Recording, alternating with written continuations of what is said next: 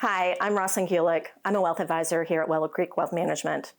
Over the past few years, I've explored the work of George Kinder and his approach to financial planning, which really goes deeper into the heart's core of what drives people to find and live their dream of freedom. I've read a few of his books, joined a conversation circle of sorts, and I thought that the Willow Creek community would also enjoy and be energized by his work. So I had the opportunity to have a conversation with George, which I'm bringing to you today. He talks about his dream of freedom, and in financial planning, what we really want is for someone who will listen to us and then help us put our life together in a way that helps us flourish. So I hope you enjoy the conversation. Um, I came out of college. I went to Harvard, so I went to some really great schools, a great high school, a great college, and and I loved it. I loved all the learning. I loved being with my peers. It was incredibly exciting in the 1960s. That was when I was there, and so all the drama of that era was there, and um, a lot of fun. And then when I came out, I think.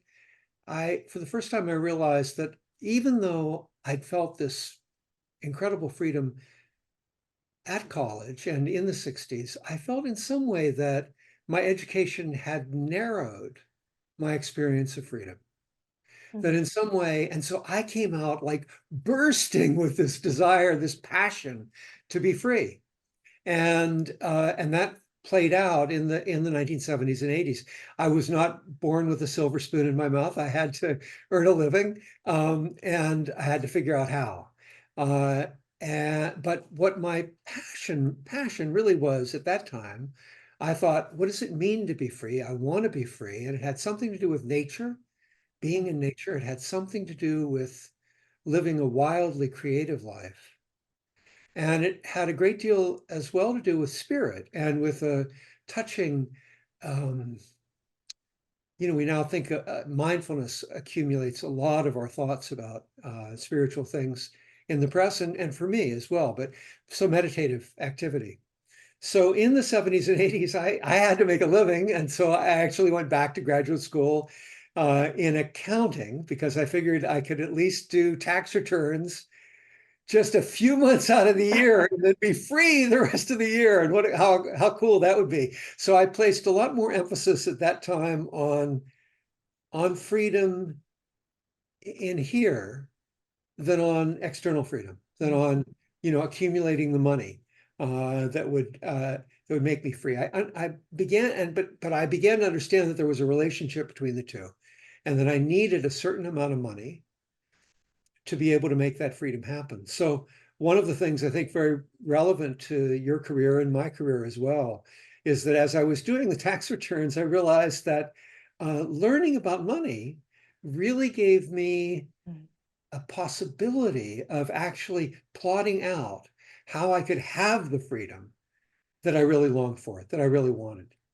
And so, that's what I did. I went back after doing a few years of just tax returns. Well, I also noticed that my clients were having the same dilemma as me. They might not have wanted a spiritual life, they might not have wanted a wildly creative life, but they weren't doing what they wanted to do with their life. That Yeah. was really clear. Client after client would come in, and I'd ask them because I was curious.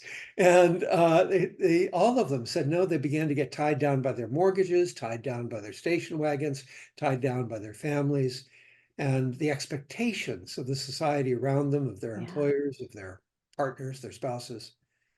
So I that really was the beginning of life planning. I think of it as financial life planning, and the it was beginning of that because I was recognizing that I could learn how to put the financial pieces together to deliver myself that freedom, Yeah.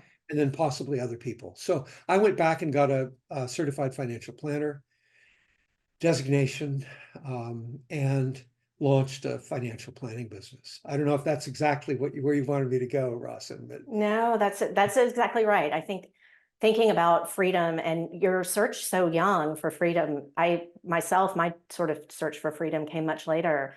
And I too found this as a real path to find that dream of freedom. Yeah. Yeah. Yeah, incredible. Incredible what we can deliver. I mean, it used to be that financial advisors were pretty much stockbrokers, Yeah. right? And they'd be selling product. And if they're good, they get to know you, and usually they're friends with you. They might play golf or tennis with you, or have a meal at a nice restaurant with you. But they were their friendship was, it was pretty cool, but it was also more superficial than what, Yeah. it didn't really lead to freedom. And that's what I realized, was that there was a way of listening to people and listening to myself to begin with, and then devising from a vision that came out of that, of what freedom looked like for the Yeah. person, a path to it. And I love that you say listening to yourself. That's part of what you teach, is really, you must listen in the room to what the client's saying and maybe what the undertones are, but also listening inside yourself about what's coming up for you, maybe where you're finding some blockage there as well. Absolutely.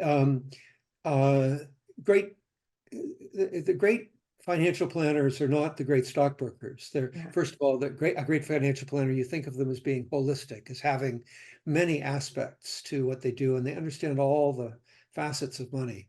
But the best of all of those are the best listeners.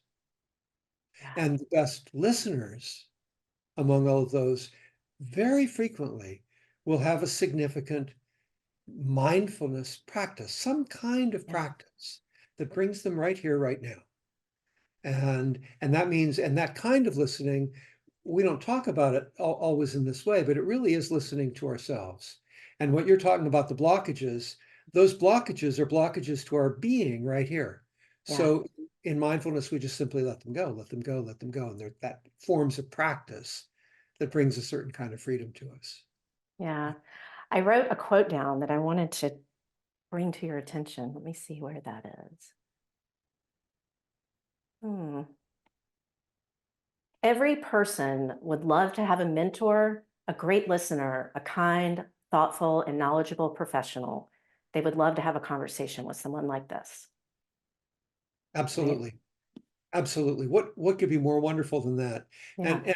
And for that person to be at any professional they meet, but more than any professional, is the professional that really knows money, Yeah. because money is where it all happens for us. It's how we pay for things, it's how we earn, it's how, it has to do with everything in society. There's a linkage. And what happens is that society's made money into a god, but that's not what we want. And what we want is someone who listens and then helps us to put our life together in a way where money enables it to flourish. What Yeah. an incredible thing to have a friend like that, to have a mentor. Uh, yeah.